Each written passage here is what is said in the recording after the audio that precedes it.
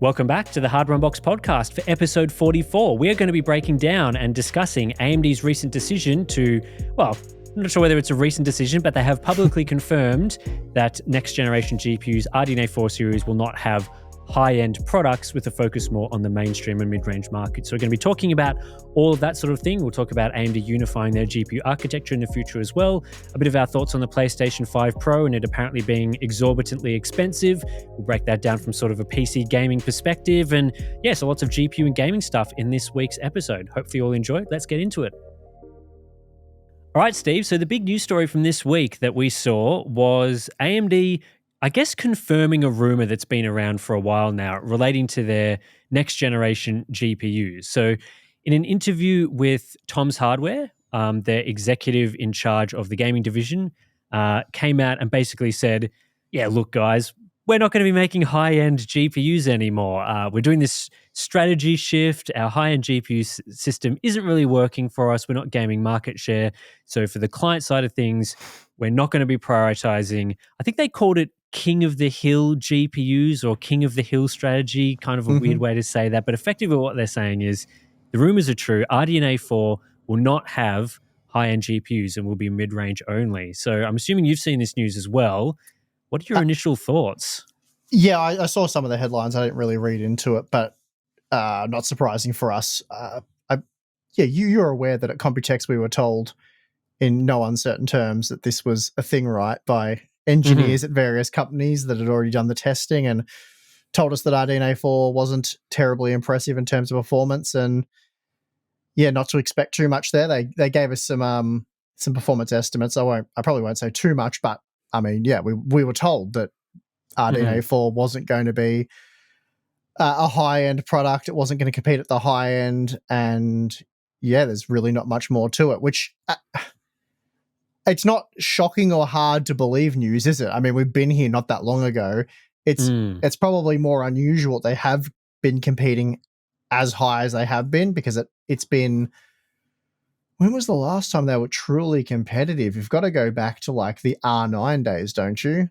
Like it's quite a long time ago. Am I missing something? Like the Fury, even the Fury generation wasn't super competitive. Yeah, I think if we're talking like actual, we've got the fastest GPU or thereabouts the fastest GPU. I mean, let's go back through the generations, right? I mean, RDNA 3, obviously not. They attempted to have the fastest GPU with the 7900 XTX, but they fell, I'd say, substantially short of that. So it's not really a 4090 competitor. With RDNA 2, so the 6000 series, they had the 6900 XT, which was, it wasn't really a 3090, like a full 3090 competitor, would you say? It was around the mark for some applications, some games, but it was definitely thereabouts for sure. Yeah, it was definitely thereabouts. It was better in terms of value in a lot of ways, because what was it at MSRP? It was like $500 cheaper. Yeah, it was $1,000 versus $1,500. Yeah, obviously lost in ray tracing, that sort of thing. That's the problem, and that's really why that is ultimately why AMD cannot compete at the high end, because you can't do what they did in that. For example, that generation, they got there roughly in terms of raster performance, but the ray tracing wasn't quite there. Then they didn't even have, there was no FSR back then, was there, for that initial release? It was like a year after. Am I remembering correctly? Yeah, I believe so. At least with FSR2, the version that would ultimately be sort of reasonable. Yeah. So even if they get there in terms of, general performance, they're still not there. They're not able to price match them. So it ends up being a similar situation, which has been the situation further down the product stack. So I don't really see how this changes much. You have 7900 XT, for example, competing with, I don't know, let's say a 4070 Ti, and, similar prices there. But which one do you buy? Well, one has the DLSS thing and got frame generation first. We still believe DLSS upscaling to provide better image quality, still vastly superior ray tracing performance in general. So unless you're competing or doing something better, it's hard to, you can't have a flagship product, right? You can't have a flagship product without it being a flagship product. And that would mean if they're not going to beat them in terms of ray tracing and upscaling quality and all that sort of stuff, the general rasterized performance needs to be 20% higher, 10%, at least 10% higher as a flagship product. Yeah, because Otherwise, you'd be wanting like parity and ray tracing, but then other advantages like it being faster. So obviously, yeah, how much deficit you've got between the two technologies kind of dictates that. If it's 20% faster for raster and equal for ray tracing, I guess you've got the fastest GPU. But if they were sort of above in one and below in the other, mhm. which is at times what we saw with the 6900 XT versus the 3090. But I guess Yeah. we're sort of answering the question here, aren't we? Because it's all irrelevant what they do moving forward if they're not competitive. Like, why would you buy a Radeon GPU moving forward? What are they doing where you're just sitting there going, well, I can't buy the GeForce competition at whatever price point because Radeon's just offering so much more value. But that's not really a situation. Well, at least there hasn't been. Like, pick any match from the entry level, RX 7600 versus RTX 4060 right up.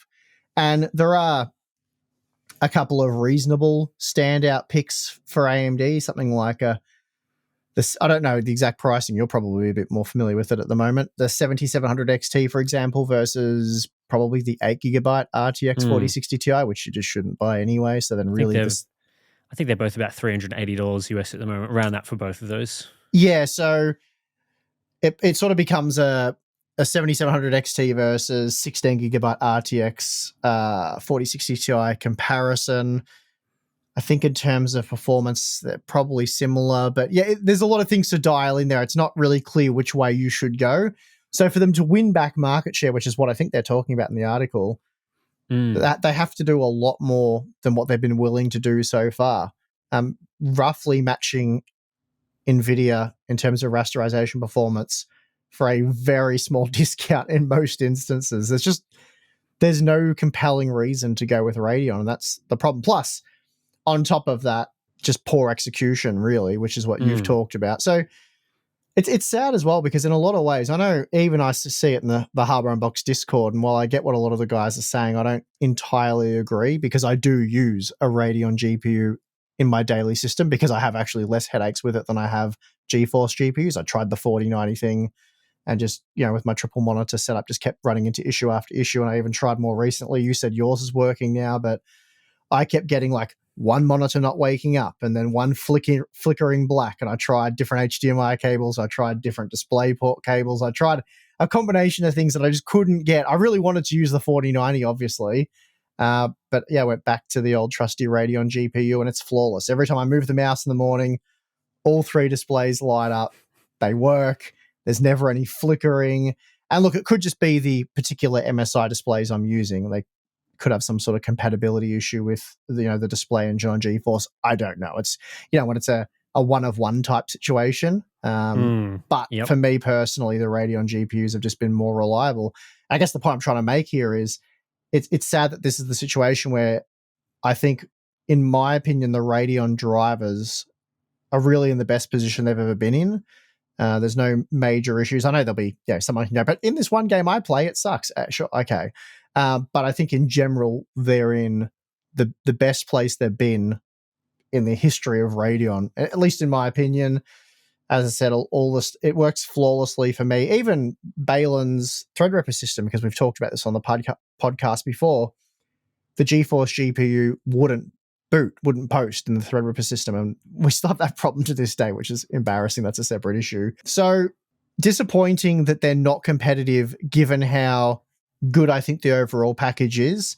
But there are some clear aspects where they're lacking, such as ray tracing being a glaring one. So anyway, I don't know, Tim, I'm just ranting around in circles. Have I lost you? No, I mean, I think the main issue is that AMD's current strategy hasn't worked in terms of making flagship GPUs. And I think that's because they haven't made a flagship, like they haven't made the actual fastest GPU, right? It's like they've made this strategy of let's compete with NVIDIA by having the best GPU. And then they fail to do the whole best GPU part. It's they don't get out of the gate. They just trip over themselves. But yeah, which is 100% true. But I guess the point I'm making is you can pick anywhere in the product segment lineup. And for example, in the current generation, where are you, Tim, pointing to going, you have to buy a Radeon here? It's hands down the best value option. We're talking like RX 6600 versus RTX 3050. Like Gee, that's where I'm rough. saying definitely like Yeah. clear. That's where if you're saying it has to be clearly the better choice, like by far the better choice, then the 6600 destroys the 3050, and you just that's obviously the case. But so I guess like with a strategy shift, it can't just be we're going to do the exact same thing at AMD, but we're just going to delete the high end stuff. Because then you run into what you're saying, where the mid-range cards are like a little cheaper than NVIDIA GPUs, a little worse feature set, a little worse ray tracing performance, and you're in the exact same position. People will buy a 4070 type product over a 7800 XT type product. If it's a strategy shift, it has to be an actual, what are we going to do to gain market share? And it's not doing this scenario. So maybe they've gone this whole time. Maybe this explains why their pricing hasn't been great. Maybe this whole time they've gone, we're going to try and just do what NVIDIA does. We'll make a Halo product to try and drive sales. And then for the mid-range stuff, we're going to, I don't know, make it not that attractive because people will be so excited about the 7900 XTX that will drive 7700 XT sales. But again, they did not actually make the fastest GPU. And I looked at the generations going way back, and the last time I would say that they had a claim on the fastest GPU, as you said, would have been the R9 290X in 2013. Mm-hmm. And that was competitive with the 700 series, the GeForce 700 series, so the 780 and the 780 Ti, which I think launched a little later. That was also released in 2013. So we're talking more than 10 years ago was the last time that a Radeon card had a legitimate claim to being the fastest, the best product on the market. And since then, they've obviously refreshed that into the 300 series, which was much of a muchness. Then we got products like Polaris and Vega with the 400 series and the 500 series, which were mid-range only, entry-level. Vega, which just was a flop. Obviously, but people will go, no, Tim, I got a Vega card. Vega was only good when it was being, fire sales type stuff. When the pricing was slashed and they were just trying to kick these things out the door because they weren't power efficient. The overall performance wasn't great. So when Vega 56 in particular, when they were just trying to get rid of those things, okay, they were a decent buy. It's another generation that AMD attempted to make the best GPU on the market and fell short of that. And you can say that was the case for RDNA 3 and probably RDNA 2 as well. And then they've had two sort of generations there with Polaris, which was sort of released around the same time as Vega, but obviously RDNA 1, where they've gone with the mid-range only strategy. And those are most of their releases since the 200 series with a few refreshers thrown in there. And you look across that lineup and I would say neither strategy has worked. They've tried the entry-level / mid-range only and had some good products, but I wouldn't have said that the 5000 series, for example, where the 5700 XT was a good product, I wouldn't say that extended their market share in any significant way. They made a good product, but did people flood to Radeon instead of GeForce during that era? I think the answer in hindsight is no, they didn't. So, I mean, I kind of get that AMD needs to do a strategy change. So whatever they've been doing has not worked. So let's be very clear about that. The strategy of trying to make the fastest GPU on the market, not actually making the fastest GPU on the market, and then trying this weird sort of let's just copy what NVIDIA does has been a fail. It just hasn't worked.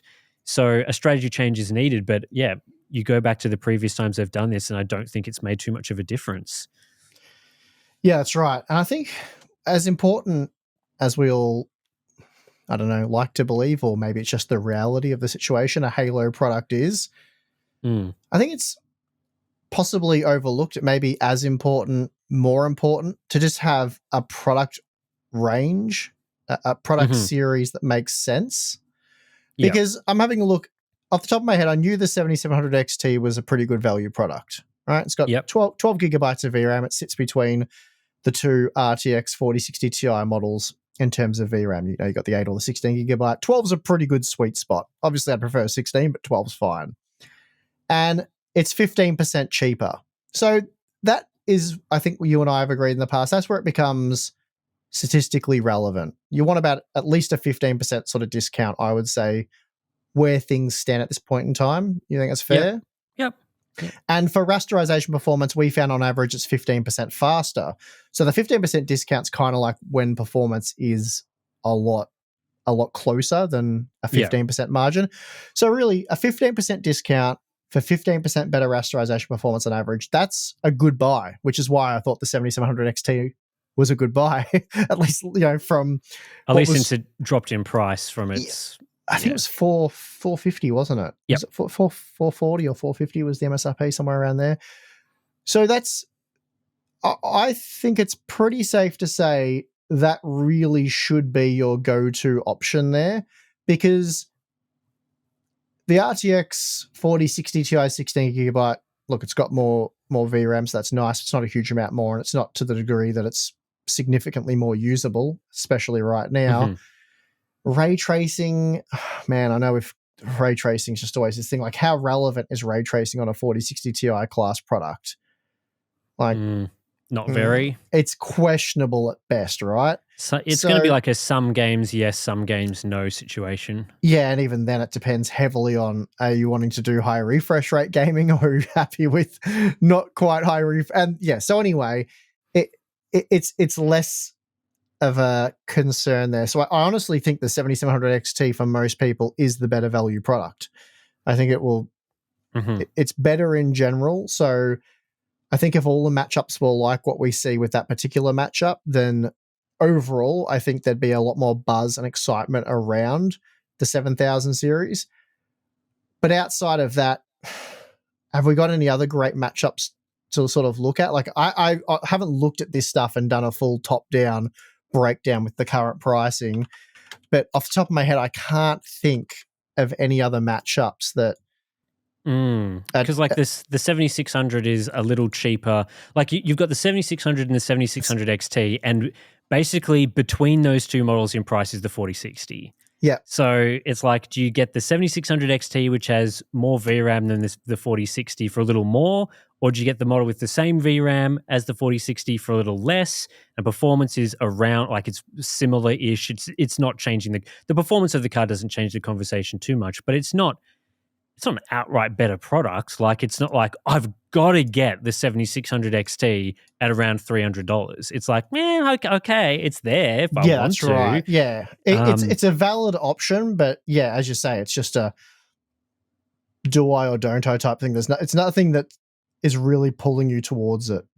It's not a product that would change AMD's market share. Like, if they're talking about we want more market share, then that product isn't moving the needle really. You might get some people choosing Radeon. You'd probably get a fair few people choosing GeForce in that range.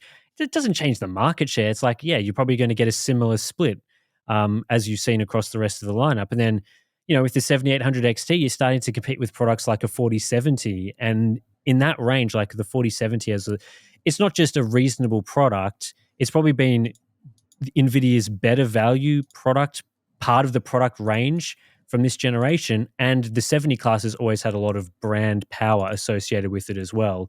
It's always been a card that a lot of people want to have.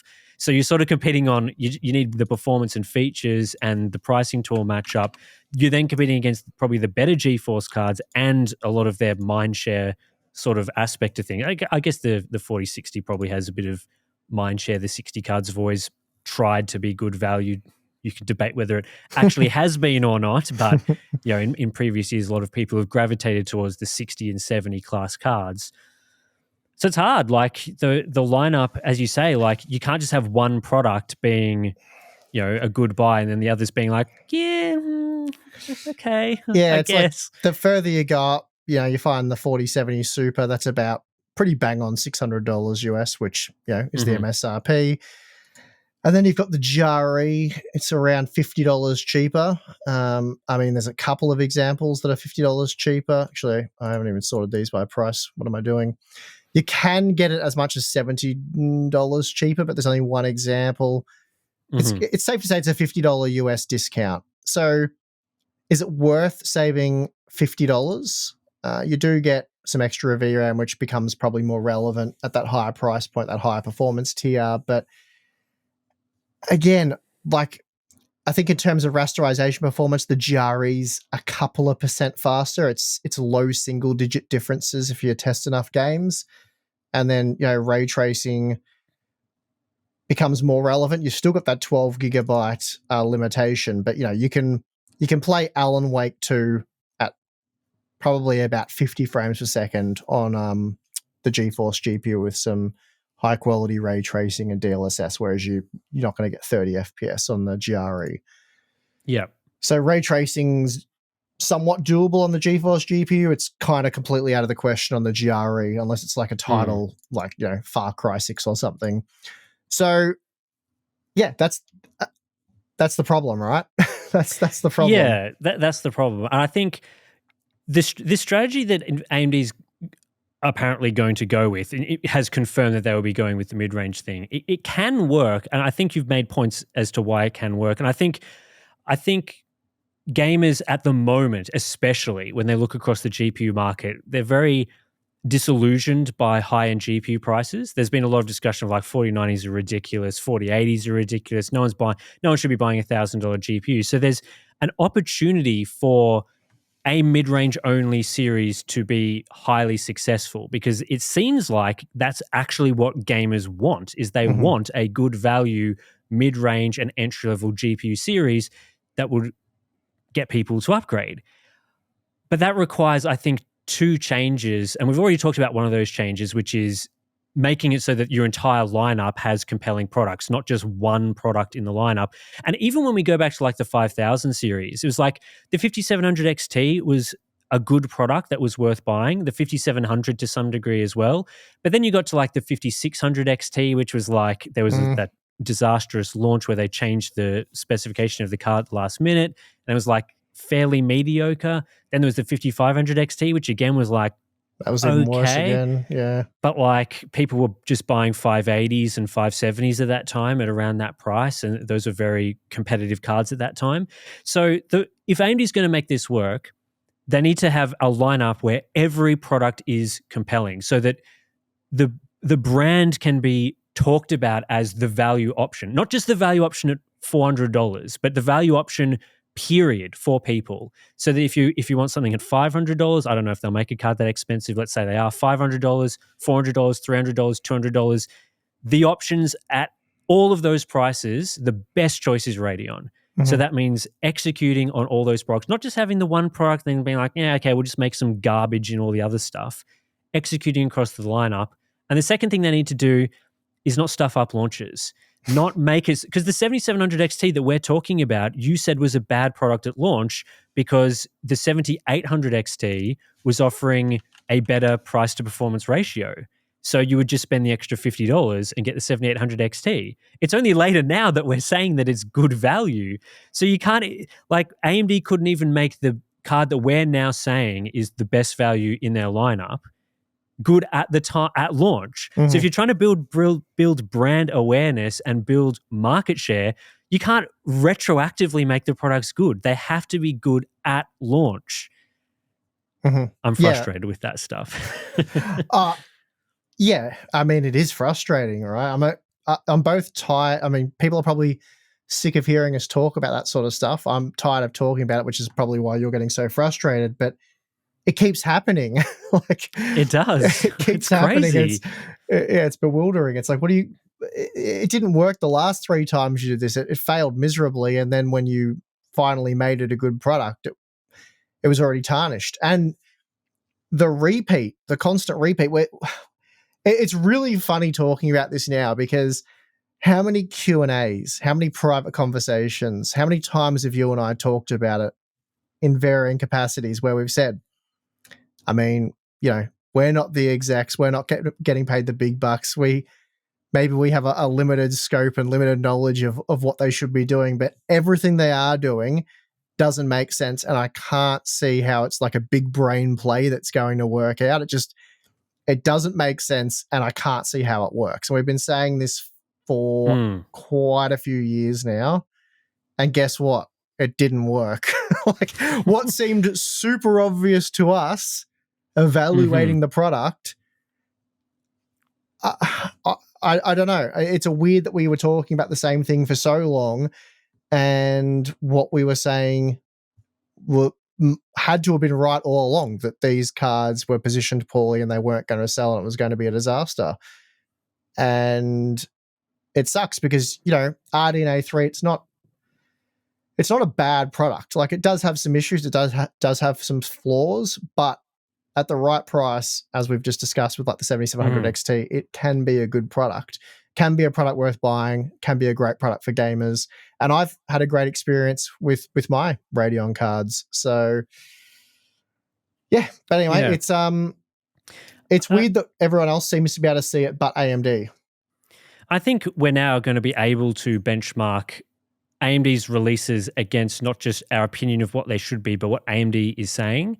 Because previously with products like RDNA 3 and previous generations, I guess, it's sort of been unclear what they've gone for. Like, for example, maybe they didn't really care too much about Radeon. They just thought, we're making so much money off Epic CPUs and, there's wafer allocation issues and whatnot. So they've made a card that they're trying to sell them for as much money as possible, compete with GeForce, make it similar to GeForce. And really, we're just going to focus on Epic and selling out Epic CPUs and maybe Instinct data center accelerators or whatever, right? We haven't really known what the reasoning behind this product series was. We've only given our opinion that it's been silly and not worked. Whereas, and I'm going to quote the Tom's Hardware interview with the AMD executive here, right? So Jack Hyun, hopefully I'm pronouncing his name correctly, says, "My number one priority right now is to build scale, to get us to 40 to 50% of the market faster." And says, we've tried, ATI has tried the King of the Hill strategy and the market share has kind of been the market share. I want to build the best products at the right system price point. Okay. So in this interview, he has directly come out and said that they're targeting market share. So now we can benchmark future Radeon products, not just on what we think is going to be the right strategy. We think AMD should be building market share because that makes the most sense. AMD has said that that's what they're trying to do.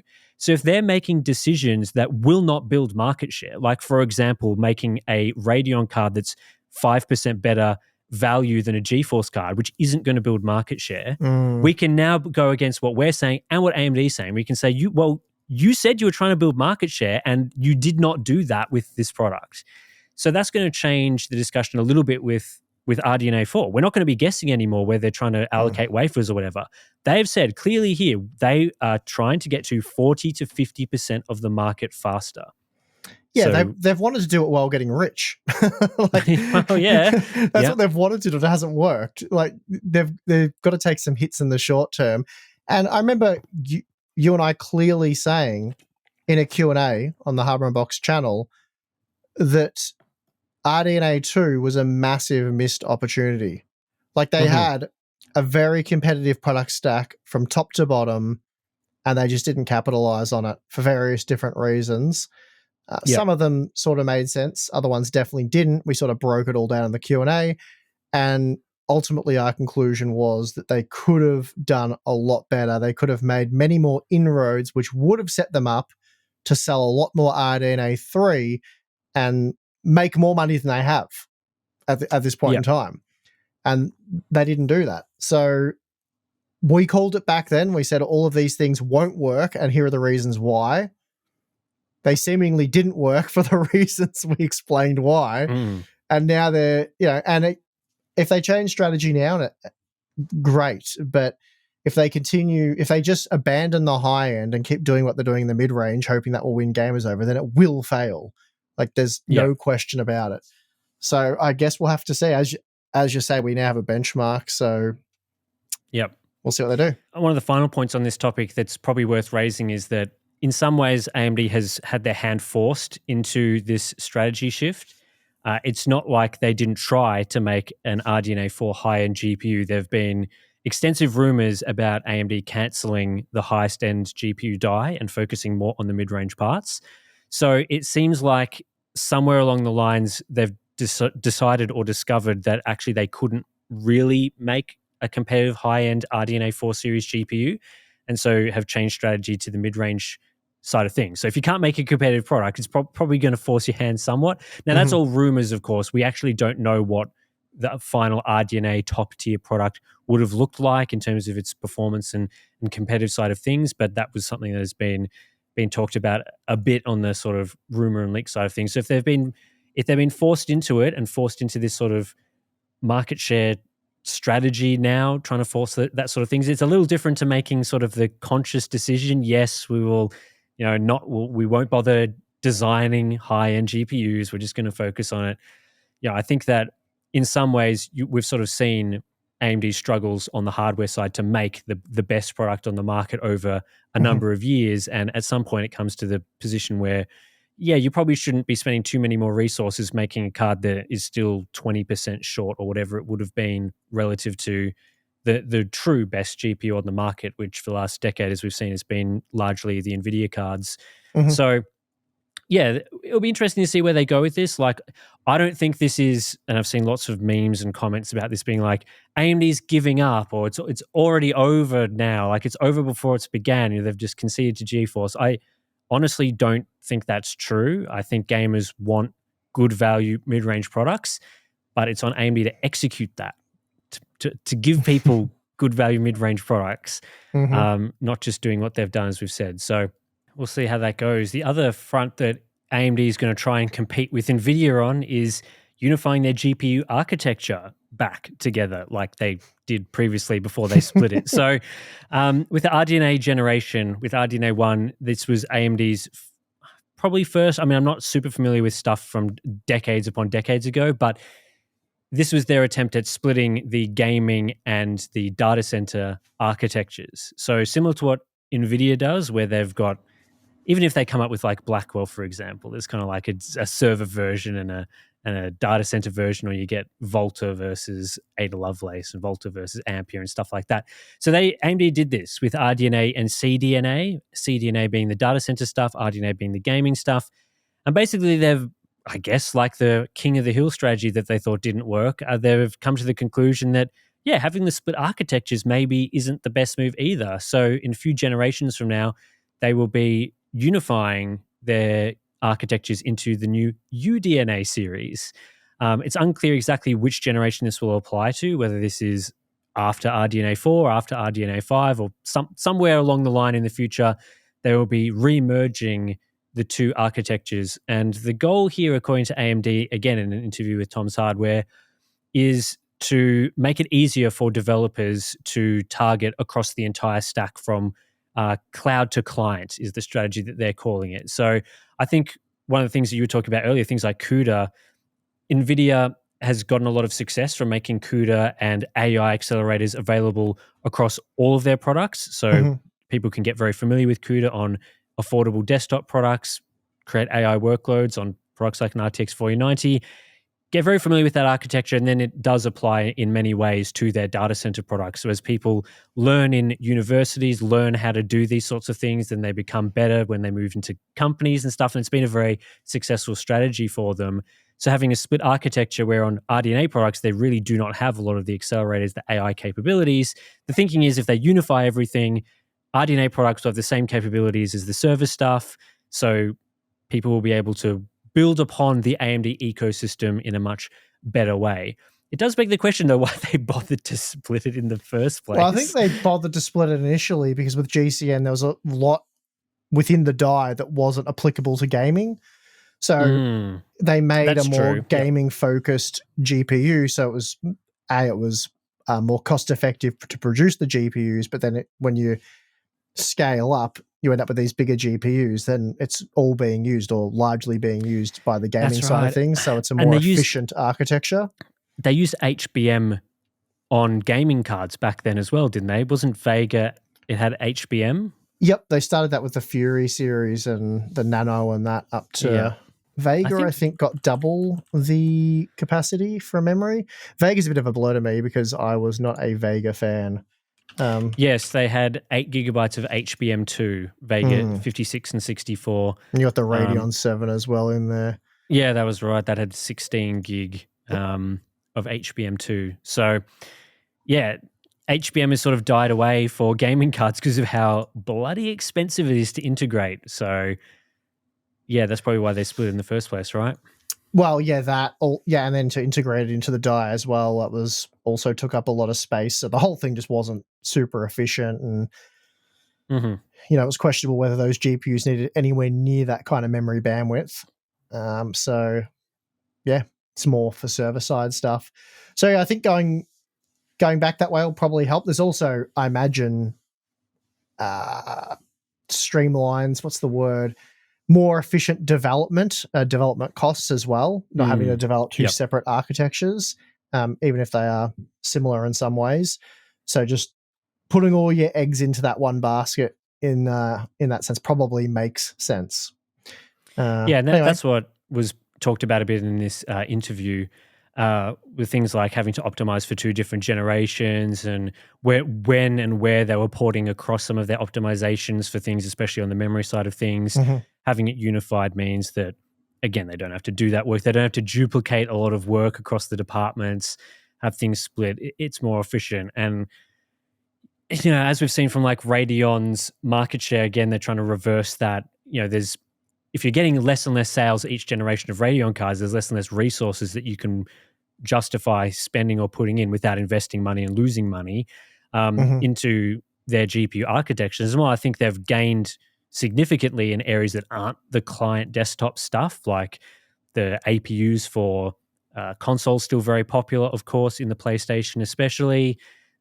Laptop stuff seems to be going okay, slowly gaining. Obviously, server stuff is sort of slow, kind of getting beaten down by NVIDIA a bit, but they're kind of coming from nowhere on that side. So I think they were probably hoping that Ryzen could drag Radeon along a bit, stuff like SAM and that. Like a lot of people hyped for Ryzen CPUs, AMD products, and that would just, rising tide lift all boats type deal. So you'd sell more Radeon GPUs because people want to leverage the platform features, which they heavily marketed initially, but yeah, gamers just weren't sold on it really. You have to, they care about the FPS and what you get and the value, and it just wasn't really there. Yeah, that's right. I think the Ryzen and Radeon brands have kind of grown quite separately from one another. I think, NVIDIA is able to push up, their lower tier products by selling higher tier stuff and making a whole fanfare about that because it's all under the GeForce brand. If there were Ryzen GPUs, I don't know whether that would have impacted things more in their favor. But certainly, Radeon has got a very different perception to Ryzen, even though they're both AMD products. So that has kind of hurt them a bit there. But yeah, I think they have tried that, tried to do this whole Ryzen plus Radeon thing. They've tried that on the mobile side with various different features, sort of saying, hey, if you buy a laptop that's got a Ryzen APU plus a Ryzen GPU, you get benefits, power sharing stuff. Some of those features aren't really as applicable to a desktop because power sharing is not really a thing that matters at all on a desktop. So they kind of are relying on SAM and those sort of features. And I guess it would be cool if they could have made some sort of killer feature that would have made a Ryzen plus Radeon combination really strong compared to going with other platforms. But that just hasn't really eventuated. SAM was talked about as this big feature, right? But then it turns out that across a wide variety of games, the performance uplift is small overall, and also resizable bar is available for other brands as well. Yeah, that's right. It was heavily, so many people bought the marketing bait that this was a special, optimized version of resizable bar that they were calling SAM. That at the end of the day, it was resizable bar. Yeah. So, and I think that I don't hear that many requests or that many comments where people are like, did you test with SAM enabled? Or, stuff like that. That was the comment section for about a year after that was just littered with that. Every time there was a GPU benchmark, but was SAM enabled? Was this a fair comparison? And it's like, yes, resizable bar was enabled for both GPUs because it's enabled by default on the platform we're testing with. But yeah, never call it SAM. Anyway, so that just didn't pan out. Yeah, so we'll see how UDNA goes in a couple of generations' time. Again, this is not something that we'll be seeing anytime soon. They generally have to plan architectures and generations several years into the future. So I would be expecting at least RDNA 4, 5, and 6 before this. So yeah, we'll see how that goes. But it's interesting that AMD's been a bit more open about talking about their strategies and things that they're planning to do in the future, how they're planning on tackling things like market share, reunifying things to make it more competitive. They've been pretty secretive with a lot of their roadmaps for a while and the sort of strategies that they're going with. But I think at this point, especially on the gaming side of things, there's not really too much you can lose at this point. Like, you may as well just go out and say, yeah, this is what we're doing. We're going to try and make things better. This is what we're going for, and then execute and see what happens.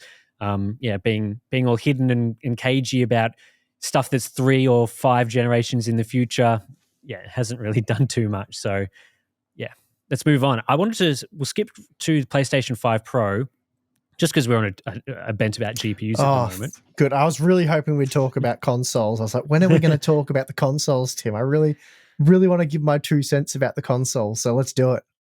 Well, the good thing for you is that a lot of people are hating on this console and thought that the launch was a disaster, largely because of its price. Sony announced the PlayStation 5 Pro at $700 US. So the base model PS5 is generally about $450 US. So $700, obviously much more premium of a price point. And there's been a lot of discussion about, should you just buy a PC when you're talking about a $700 console? I think you'd say, even at $450, you should probably just spend double that and get a PC. But I mean, when we've talked about the consoles in the past, just to really quickly put a cap in this one, they're, in my opinion, 2 different things. You're sort of looking at 2 different experiences. You're after completely different things. There is some crossover, but yeah, I'm not saying everyone should buy a PC. I'm not saying console suitable for everyone. It's just you got to work out what it is you want and go from there. I think that's fair. A lot of price comparisons that people make between consoles and PCs, like, oh, you can't make a PC that's as affordable and capable as a base PlayStation 5. And it's like, yeah, but if you did make a PC, you'd be able to do a lot of stuff that a PS5 can't do. So at any sort of price comparison, you kind of have to factor in that, PCs are more expensive, but they're also a much more capable platform, much more flexible, configurable platform as well. So in some sense, it makes sense that they cost more because they're more capable products. So yes, I guess if you're building a PC just for gaming, then a PlayStation 5 is a much more cost-effective product. And if you're building an entry-level PC, that is. If you're going for a mid-range to high-end PC because you want 4K high refresh rate gaming, then a console's a waste of time. Well, I mean, you can't even buy really like a console that's in that sort of price range. I wouldn't even say a PS5 Pro is a high-end PC comparative part. It is upgrading from mid-range, from entry-level to mid-range, sort of in terms of performance and those sorts of things.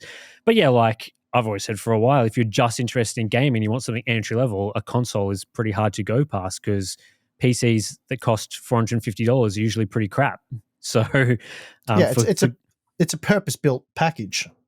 Yeah, exactly. That's exactly right. So I guess I just want to give my opinions on this because we talk a lot about high-end GPUs, right? We talk about 4090s and why 4090s, yes, they're disgustingly expensive, but they do have a place in the market. And I think this applies as well to the PS5 Pro.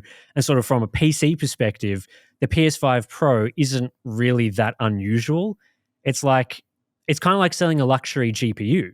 Like a 4090 is not designed for everyone. They're not making a 4090 going, 80% of people are spending $1,500 on a GPU. NVIDIA and AMD, to some degree as well, are well aware that most people are spending a fraction of that, maybe $300, $400 is where the bulk of the sales are. But they can make tons more money offering the 4090 type products for people that have loads of disposable income or are prioritizing the best of the best or want the best of the best.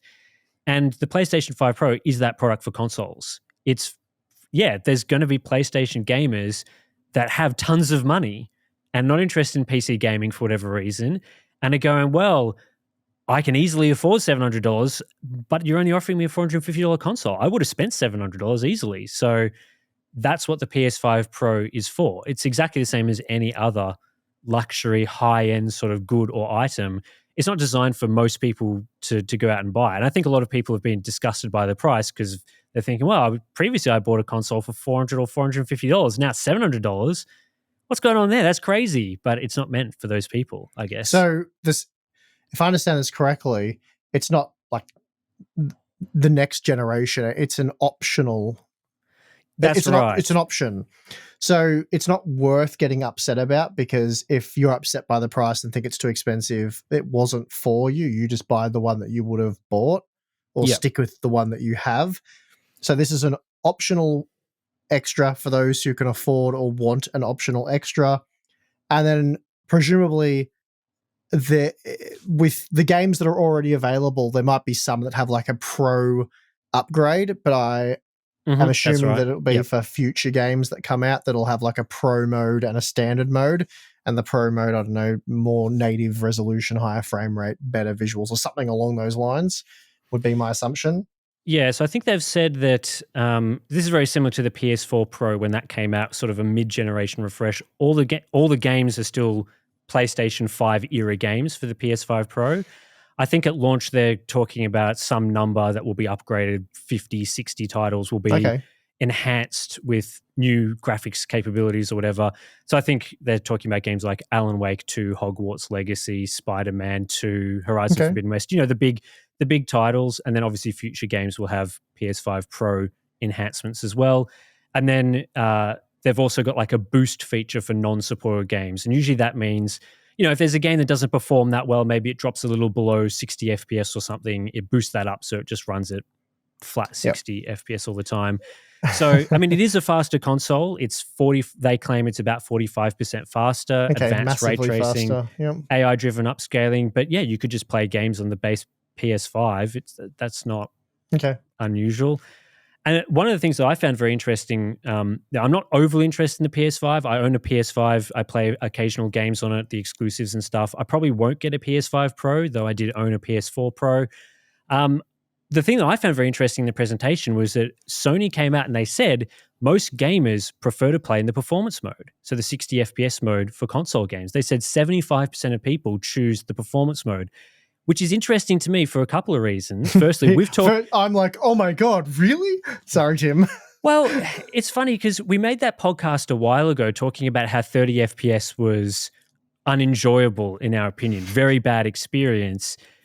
And then we got a lot of comments being like, you guys were kind of insinuating it was unplayable, saying it was unplayable and gross, but I love playing at 30 FPS. Like, I've got no issues with it. And it turns out that 75% of gamers, it's not even the default option in most games. 75% of gamers are choosing on purpose to change the setting from the quality mode to the performance mode to gain 60 FPS over 30 FPS, even if it means reducing visuals. I found that interesting because my assumption was always that console gamers would just use the defaults. Like whatever the game ships at is you just play that, and that's often the 30 FPS mode. But apparently that's not the case. So it's good stuff, guys. Tim, I have never, ever, ever, ever come across a person, a friend of a friend of a friend of a friend of a friend who I've helped build a new computer or facilitated that process in one way or another. I reckon this year, 6 different guys, a couple of them have been Balin's mates, or actually a lot of them have been Balin's mates, have come from console. And they wanted a mid-range PC, so, 7700 XT type thing, some of them RTX 4070s. Built them a new PC with an affordable high refresh rate monitor, and all of them have been completely bamboozled by how much better the experience is. Like, one of them had played Cyberpunk on the console, big Cyberpunk fan. Admittedly, he built a relatively high-end expensive PC, but couldn't get over how different the gaming experience was and how much better it was. Now, yes, it's much more expensive, so you'd hope it's better. Yeah. Very aware that there is a big price discrepancy. I'm not saying, everyone should go spend thousands of dollars on a gaming PC because consoles suck. I'm not saying that at all. I'm merely commenting that I've never come across a gamer that has experienced gaming at higher refresh rates, or higher frame rates, and been like, oh, yeah, it's pretty much 60, right? Or it's just like 30. I can't really tell the difference. I'm happy to go back to the console. The 30 FPS was the same, barely any difference.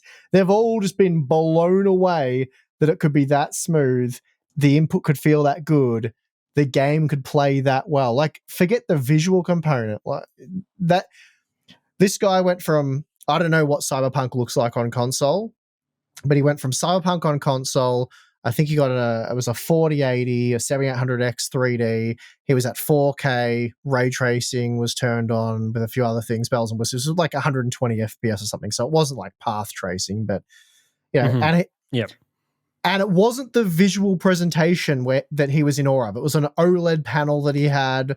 None of that. It was how smooth he was. He just kept looking around. He's like, look how smooth it is. Like that's what blew him away. Not the fact that the visuals were just significantly better and the image was much crisper. He did comment on that, but for him it was moving through the world, playing the game, and just how much smoother it was. But I think last time I said to you, Tim, I feel like I'm taking crazy pills because 30 FPS is god awful, and if your opinion's different, that's fine, but you're not going to change my mind on that because I can quickly just change my refresh rate to 30 hertz and my frame rate to 30 FPS. It's god awful. Look, if you have to play that way, if you have to make do with that, then fine. Like, I'm just telling you, there is a better experience to be had. If you can't have that experience, then, that's unfortunate, but it is what it is. But going from 30 to 60 is massive. Going from 60 to 120 or 140 is just night and day. Yeah.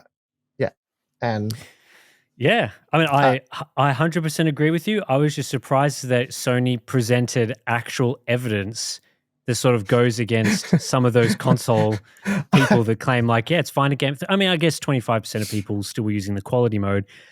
But, I mean, I've always been of the opinion that once you realize there is a performance mode and you go for that, or you play on PC at high frame rates and sort of things, you just cannot go back. Like, if you're experiencing high-end tiles at 60 and then something comes out and you're forced to use it at 30, it's rough. And especially on PC when you've got mouse and keyboard input. On control, it's a little different. 60 is a little more tolerable on a console than it would be on a PC. 30's still not, though. No. But I mean, I was playing Star Wars Outlaws the other day and I put it into like a 60 FPS configuration for a bit and I was like, this feels like not that good. And I was surprised by that because of, I guess maybe it's like the OLED clarity or something along those lines. But it was playing much nicer at the 90 to 100 FPS that I had it on. I was like, okay, interesting. Yeah, it's these conversations aren't meant to make you feel bad. If your budget limits you to a certain resolution or a certain frame rate, we're not saying you can't have fun, right? If you're playing at 30 FPS and you have the time of your life, even in a game like Fortnite or Call of Duty, something that's more competitive, hats off to you. That's awesome. That's great. But we're talking at it from a technical point of view, an overall experience point of view, and we're just saying, beyond a shadow of a doubt, going from 30 FPS to 60 FPS is a massive upgrade, and that's what those conversations are about. So, but I mean, for me, like, I used to work a job at a local grocer. I spent a year and a half saving up to build my first PC. I know what it's like to save up and get something, but for me, knowing that there's more to be had and there can be a much better experience, that just encourages me to keep working hard and hopefully unlock that experience one day. Yeah, it's exciting, isn't it? Not feel personally attacked that someone's telling me that the experience that I'm having right now is not the best. It's the same thing with everything, right? Like, to unlock a great experience, it's not mandatory to buy a 4090. Like, you can have a high refresh rate, great experience with a much more mid-range product. You just have to sacrifice on a few quality settings, which, again, the people that I have built computers for, shown high-end gaming PCs to, they've been less in awe of the graphics and they've been more in awe of how smooth it is and how it feels and moving around. Because I guess it's like, even if you use Windows at 60 hertz and let's remove gaming from the conversation, Tim, you web browse and you use Excel. You're an accountant, basically. And that's what you do, and you do that on a 60 hertz display. Even going to a 140 hertz display for general Windows use, emails, Excel, it's just scrolling. It's like when you get a phone with a higher refresh rate and you're scrolling. It's so much nicer. But when you're using a keyboard and mouse, you really notice that, like, scrolling up and down, clicking on the start menu and having it pop up, and it seems like it's not doing it at 4 frames per second. The whole experience is, and I'm not saying you need 144 hertz to use the Windows desktop or general computer. I'm just saying it actually enhances even that experience. It's much nicer. I know, because, I've been spoiled by the experiences we had, but if I hop onto a computer and for some reason Windows has decided to default the higher refresh rate OLED to 60 hertz, which happens once in a blue moon. It's like you move the mouse, and you're like, oh, what? Is the computer doing something?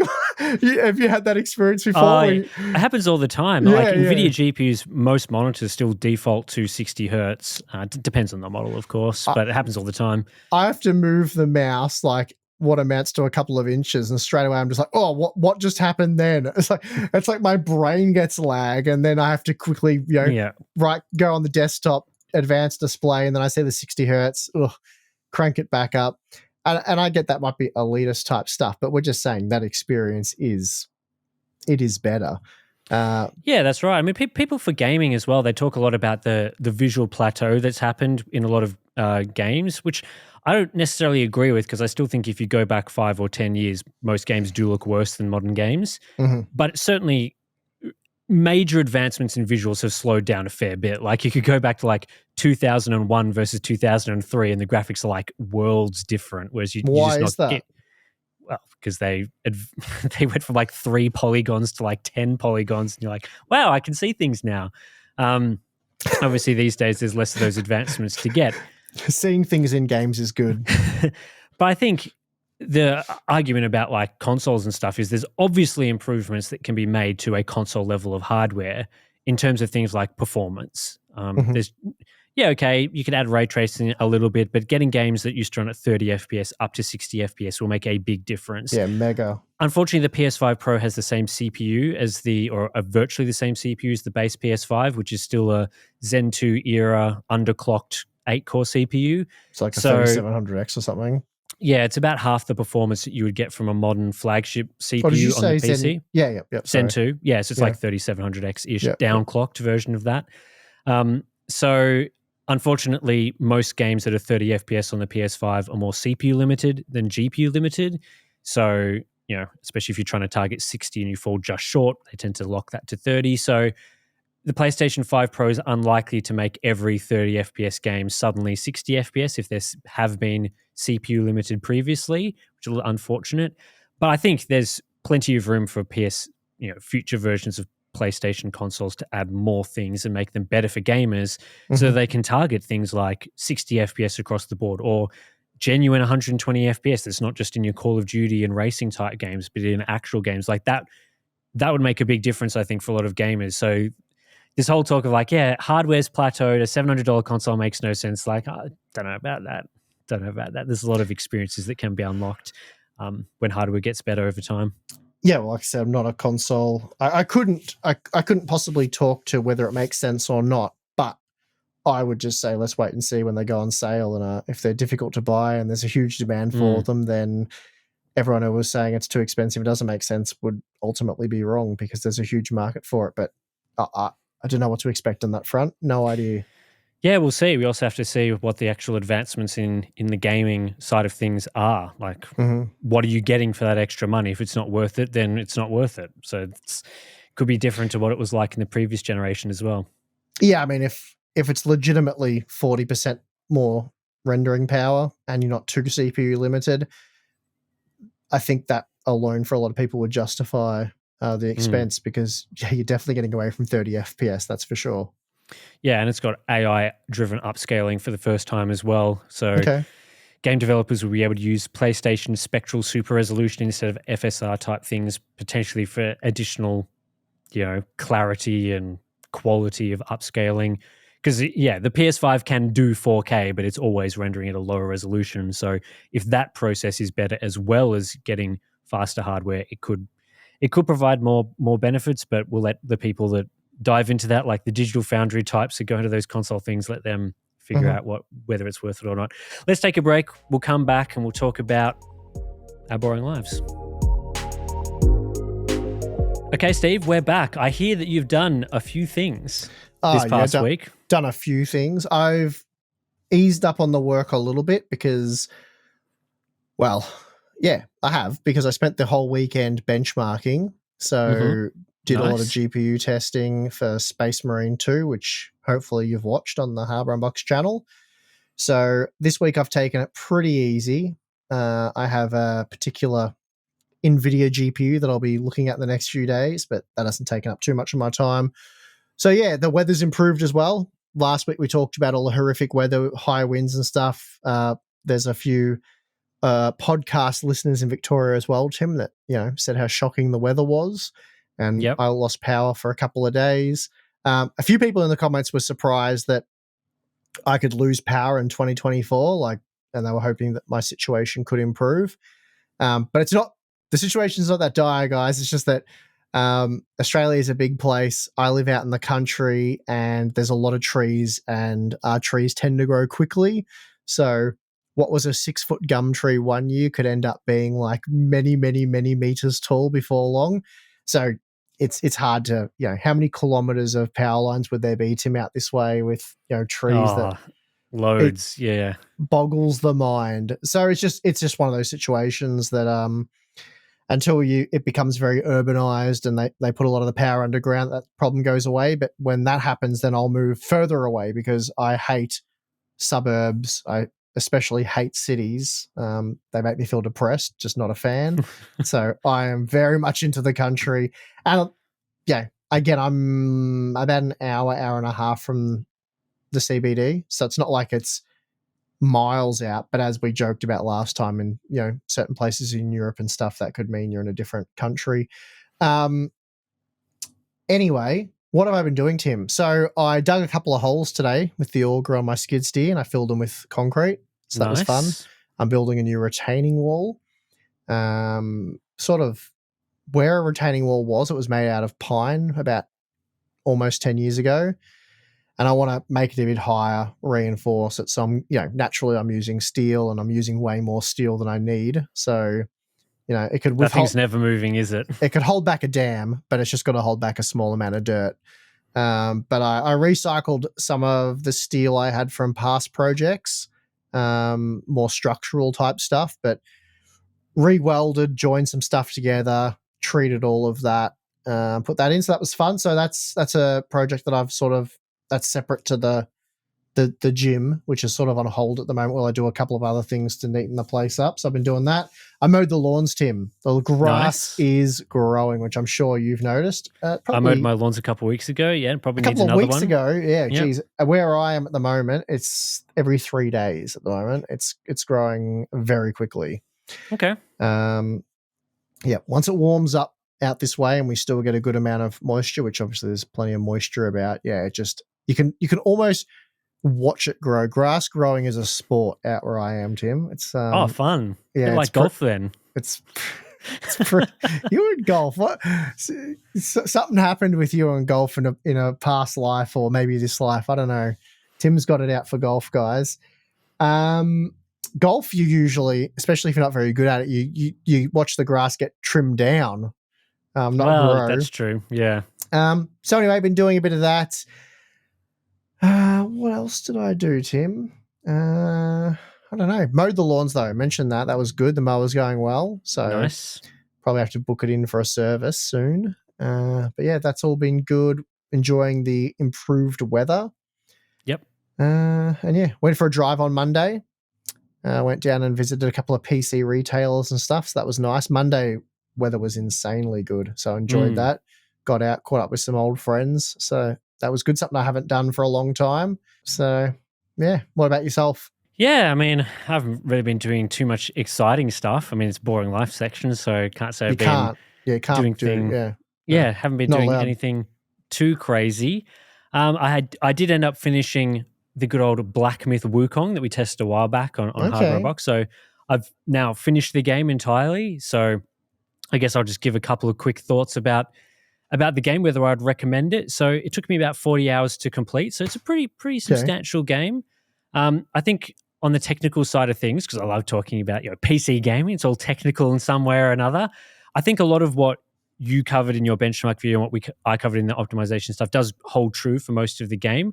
Once you get to the very end of the game, there is a much more open area, which actually has even worse performance than what you will have seen in the benchmark tool, for example, just because it's, more stuff's trying to load in, bigger, more open part of the game. So that kind of tanked performance a little bit, not too bad or anything, but it was interesting to get to that part of the game. I ended up playing it on my 4090, sort of the whole, let's see what the 4090 can do, not necessarily my preferred way to play, but for these sort of podcasts, I like doing that sort of thing. So I played with on my 3440 by 1440 ultra wide with the cinematic preset, full ray tracing on very high, so the maximum settings, frame gen on, all the bells and whistles. And I also played it with a controller, and I think that helped a fair bit because I was getting about, let's say, 100 FPS with frame gen, which is like 50 FPS native performance, which isn't amazing, but it's smoothish. And on a controller, you're moving around, you're seeing things. It's not too bad. The exact same frame rate in Star Wars Outlaws, playing with a mouse and keyboard, is significantly worse. And I think that just showed me, it's probably something I already knew to be fair, but that frame generation plays a lot more nicely with, I guess it's a laggier input method. It's less precise, less control over it. The controller has less control, even though it's called a controller. Mouse and keyboard gives you more control. So when you're using a mouse and keyboard with a high sensitivity, frame generation needs a much higher base frame rate. And Star Wars Outlaws just showed me that straight away. I was like, yeah, 100 FPS with frame gen, and this game's not gonna do it for me. So Black Myth Wukong with the controller was very playable in that sense. The game, you've seen it as well. I think the texture quality is probably the biggest issue with the visuals and stuff. It's more problematic in some of the sections outside of the first section in the benchmark tool, which uses the first chapter of the game. Chapters 2 and 3, the visuals, it's less impressive, and you can sort of see more of that low texture quality stuff.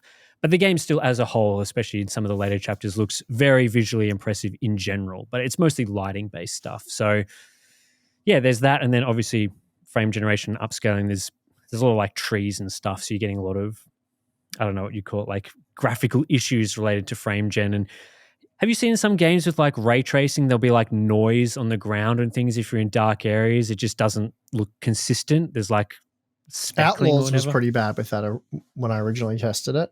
Yeah. So there are some parts of Black Myth Wukong with full ray tracing enabled where that is more problematic. If you're in like a cave or something, I guess there's just not enough rays of light or something for all the samples that are needed for ray tracing. So we're still at this point where like Black Myth Wukong can look really good, but it's kind of still a compromised experience in terms of the stability of the image, the noise, the texture quality. So if there was like a Black Myth Wukong 2 in the future, hopefully some of those things will improve. And we're still a little way off from ray tracing and those features being like truly capable on something like a 4090. I'm not even playing it at 4K, and these issues were cropping up. So still on the way for ray tracing. Anyway, the game itself is fun, and I would recommend playing it. The combat is very enjoyable, and it's probably the star of the game. So the game itself is, I guess people have described it as like a boss rush game. It's kind of, you're going from a checkpoint where you can heal up, regain all your mana and health and stuff, and then you're trying to go from checkpoint to checkpoint, beating generally a boss as you go. So there's many bosses in the game, 50, 80, I don't know, lots of them. And so as you're going from place to place, that is basically the game. So it's not heavy on exploration or story or anything, very much just going from combat session to combat session, small enemies on your way to a bigger enemy, linear sort of level designs and that sort of thing. There are some wider areas where there's more pathways and stuff, but generally it's pretty linear. And generally, like, I tend to enjoy story and exploration in games, but the combat in this game is just very fun. So you're just smashing up enemies, getting abilities, beating up stuff. All the bosses are very different. So there's a lot of different things they do that you have to learn how to like dodge their moves and stuff. And because the combat's very offensive based, like there's not a lot of defensive moves you can do. There's no blocking really. There's maybe like one ability that blocks. There's no counters, those sorts of things. It's dodging and then going in as hard as you can to beat down these bosses. And you can put together some pretty cool moves and stuff. So all of that, very fun. I think the game probably struggles a little bit with the story that I didn't really follow. Apparently it's based on Chinese mythology, a story that I'm not overly familiar with, haven't really... I guess if you're familiar with the story, which is, I guess I could look it up, but I don't remember off the top of my head. My understanding is if you're Chinese, this is a very, very popular mythological story. And I'm guessing most people playing would have been very familiar with all the characters and locations and story beats as it goes through. I'm just sitting there going like, oh, there's like a child, like a supernatural child, and then a woman that turns into a snake, and then a man that turns into a boar and stuff like that, and a little ratty guy. And it's like, all that stuff's cool, but like, I don't really get what's going on too much. And it's not helped by things like it's kind of dubbed in English, like the English voiceover is not lip synced to the lips of the characters or anything. It's meant for Chinese language, I guess, which isn't too much of a big issue. But I was just going through the story being like, okay, I've given up. I don't know what on earth is going on.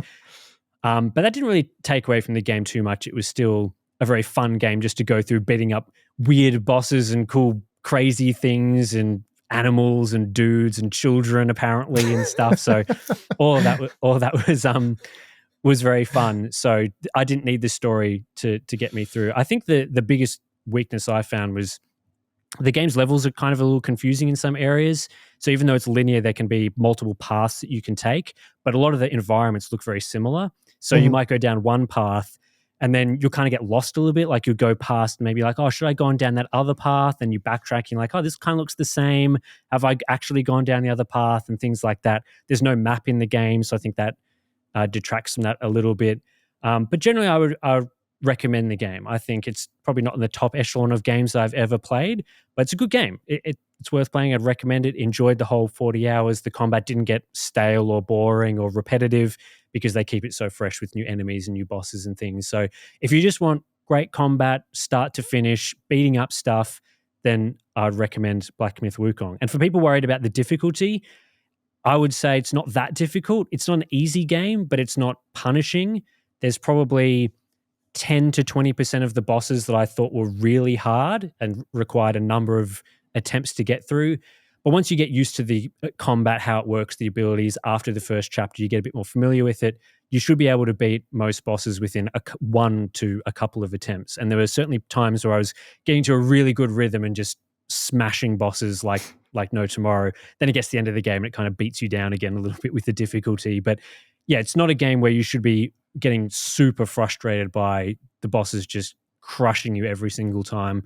If you get reasonable at it, it should be tackleable, I guess. So that's my Black Myth Wukong review. Not really a game review, as I've said before, but just my thoughts on it. And yeah, there's that. I've moved on to Star Wars Outlaws now, and unfortunately for the haters, I'm not hating the game. I think it's okay, but I'll give you more thoughts on that once I've played more, and maybe I get sick of it. So have they updated that game yet, or is the patch still incoming?